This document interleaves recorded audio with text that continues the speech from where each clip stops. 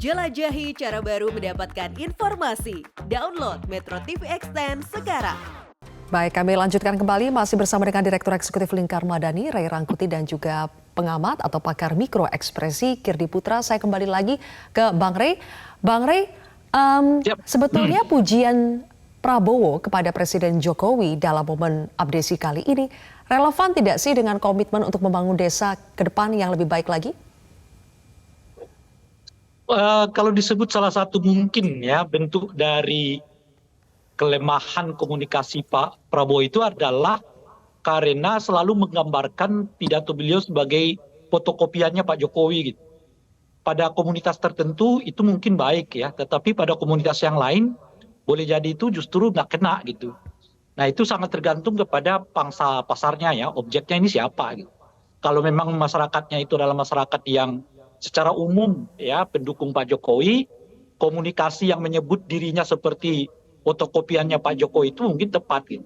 Tapi untuk komunitas masyarakat yang di tengah, yang menginginkan adanya semacam pikiran-pikiran katakanlah yang baru, ya karena tantangannya pasti berbeda gitu. Mungkin komunikasi yang seperti ini dirasa akan kurang tepat gitu. Karena bagaimanapun kehadiran orang di dalam satu tempat yang katakanlah dalam posisi di mana orang-orang ini netral gitu ya, berada dalam posisi di tengah itu, mereka membutuhkan satu jawaban yang bukan hanya sekedar copy paste terhadap apa yang terjadi sebelumnya, tetapi itu juga harus menggambarkan tentang apa yang akan dilakukan terhadap tantangan-tantangan yang akan terjadi di masa depan itu. Khususnya setelah ada revisi undang-undang kepala desa gitu ya, di mana jabatan kepala desa ini lumayan panjang ya, lumayan besar sekali gitu. Misalnya hubungan antara masyarakat desa dengan penduduknya, sejauh apa istilahnya itu ya, mengawasi kinerja kepala desa dengan durasi jabatan yang begitu lama begitu ya. Yang itu kemudian salah satunya ditanggap oleh Anies yang menyebutkan bahwa misalnya kemungkinan akan terjadi upaya yang bersifat ya penegakan hukum yang boleh jadi penegakan hukum berdasarkan objektif, tapi pada saat yang samaan bisa jadi semata-mata karena upaya untuk melakukan kriminalisasi terhadap kepala-kepala desa gitu. Nah, oleh karena itulah di sini masuk Anies lebih teknis, akan dicari solusi bagaimana bisa menjelaskan ya, membuat formula sebuah penegakan hukum yang memang didasarkan pada penegakan hukum yang objektif gitu ya, atau penegakan hukum yang didasarkan karena semata-mata ya terjadi proses kriminalisasi, entah itu karena misalnya ya kecemburuan politik di tingkat desa atau persaingan politik di tingkat desa, atau ya antara hubungan yang tidak cukup baik antara kepala desa dengan bupati macam-macam dan seterusnya gitu. Saya kira itu salah satu ya kalau disebut kelemahan ya mungkin kelemahan Pak Prabowo karena seperti mengeneralisir seluruh audiens ya, seolah-olah audiensnya itu orang-orang yang selalu berada dalam posisi ingin beliau itu memperlihatkan sebagai fotokopiannya Pak Jokowi gitu. Nah, sementara Anies kan sebaliknya ya, Pak Jokowi itu belum tentu selalu efektif, Bang Ray. Apakah narasi yang sama-sama disampaikan oleh Prabowo dan Anies soal mereka punya komitmen untuk bisa terus meningkatkan dana desa, apakah ini adalah strategi yang memang paling mudah untuk menarik simpati para kepala desa ini? Ya tentu saja akan terjadi seperti itu, meskipun saya kira perlu dijelaskan lebih lanjut oleh keduanya. Misalnya bilangannya seperti apa, cara ngitungnya seperti apa, cara pengalokasiannya seperti apa. Kalau itu sudah hampir bisa diduga semuanya akan berbicara itu. Saya kira bukan hanya Prabowo, bukan hanya Anies, tapi juga mungkin Ganjar, atau bahkan kalau ada calon presiden yang lain pun akan juga mengemukakan hal yang sama gitu. Nah di satu segi itu ya tentu saja upaya mereka untuk meraih simpati kepala desa, tapi pada saat yang bersamaan ya itu harus dikalkulasi dengan APBN kita, pengalokasiannya, pengawasannya, macam-macam dan seterusnya itu gitu.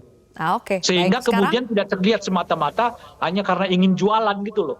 Jualan supaya meraih simpati ya kepala desa ini dengan menaikkan dana desa macam-macam itu gitu. Padahal mekanisme kontrolnya, mekanisme alokasinya, mekanisme distribusinya tidak dibuat lebih baik dari yang sebelumnya misalnya.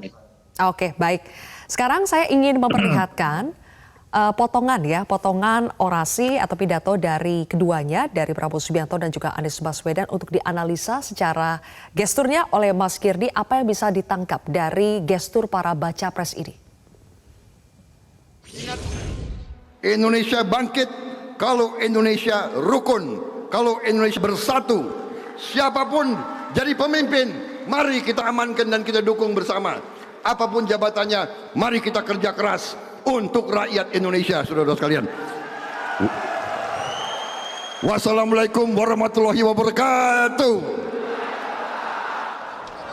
Merdeka! Merdeka! Merdeka! Kalau saya teriak Indonesia, kalian jawab Jaya. Jelas? Indonesia! Indonesia! Indonesia! Terima kasih. Selesai. Selamat berjuang, selamat menyelesaikan Rakernas, dan salam saya kepada dua baca pres yang akan datang bicara di sini. Saya catat semua yang menjadi aspirasi, ketika dikumpulkan bisa jadi seperti kipas, Bapak Ibu sekalian. Iya, karena banyak betul ini.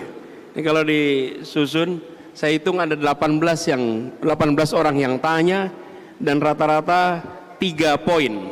Jadi kalau dihitung total ini ada 54 poin yang disampaikan oleh para perwakilan APSI. Tepuk tangan untuk mereka yang ikut menyampaikan aspirasi. Terima kasih. Oke, Mas Kirdi, apa yang bisa Anda baca dari dua gestur dan dua gaya komunikasi yang ditampilkan oleh Prabowo dan Anies? Oke, kalau kita lihat sebetulnya ini ya sangat jelas lugas terlihat bahwa kalau kita bicara cara Pak Prabowo untuk kemudian tanda petik menghangatkan situasi, kemudian memancing emosi yang kemudian dia bisa memasukkan ide-ide atau kemudian jualannya Pak Prabowo adalah dengan menaikkan semangat mereka dengan gaya bahasa tubuh yang seperti sebelum-sebelumnya. Kalau kita perhatikan bahkan dari debat capres 2014, 2019 gitu ya, dengan bahasa tubuh yang menghentak, ya, intonasi yang menghentak. Dan perbedaannya adalah ada perbaikan-perbaikan dilakukan oleh Pak Prabowo yang saya yakin juga karena dukungan dari tim di belakang beliau itu adalah, kalau kita perhatikan bahwa Pak Prabowo akhir-akhir ini, beberapa tahun terakhir itu lebih cenderung menjangkar atau menempel pada yang kita sebut sebagai mimbar. Gitu. Kenapa? Kalau kita perhatikan, kalau Pak Prabowo itu tidak nempel di situ, maka bisa kayak bola liar yang kemudian malah jadi sasaran untuk lucu-lucuan gitu ya, yang buat saya tidak pantas sebetulnya ketika debat Pilpres tahun 2019 kemarin ketika Pak Prabowo bergoyang seperti itu. Tapi itu kan cara dia ekspresif. Jadi kita bisa melihat bahwa Pak Prabowo itu ekspresif, spontan, dan global cara dia berkomunikasi, bahasa nonverbalnya, termasuk ekspresi wajahnya. Ya, sementara pesaingnya yaitu Pak Anies Baswedan, kalau kita perhatikan lebih berhati-hati, terstruktur, dan cenderung untuk kemudian tidak, ya cukup ekspresif tetapi tidak menghentak dan lebih mengalun itu gerakannya. Apa yang bagus yang mana? Nah ini trikinya di sini.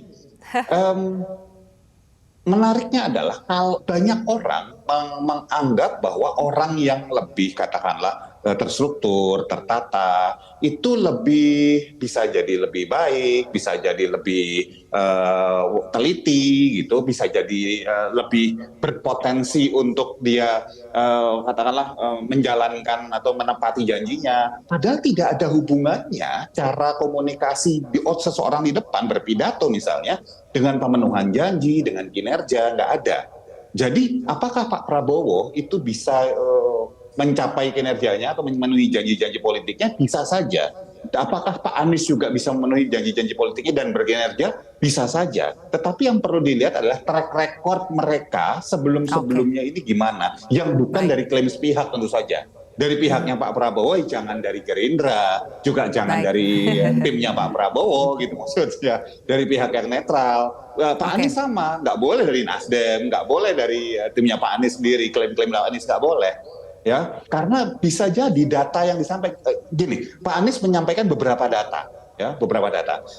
Kalau saya menghimbau untuk data-data itu juga dicek lagi, karena kalau contoh misalnya tentang lahan pertanian gitu, yang tetap saja, apakah benar tetap, apakah berkurang, gitu, apakah solusinya itu dengan menambah lahan pertanian, sementara sebetulnya masalah pangan kita adalah karena dulu waktu zaman Pak Harto itu disamaratakan semua dengan beras. Sementara kan macam-macam sebetulnya pangan kita. Nah, sementara Pak Prabowo, saya sepakat dengan Bang Rey tadi bahwa Pak Prabowo itu cenderung gebiak uyah gitu istilahnya.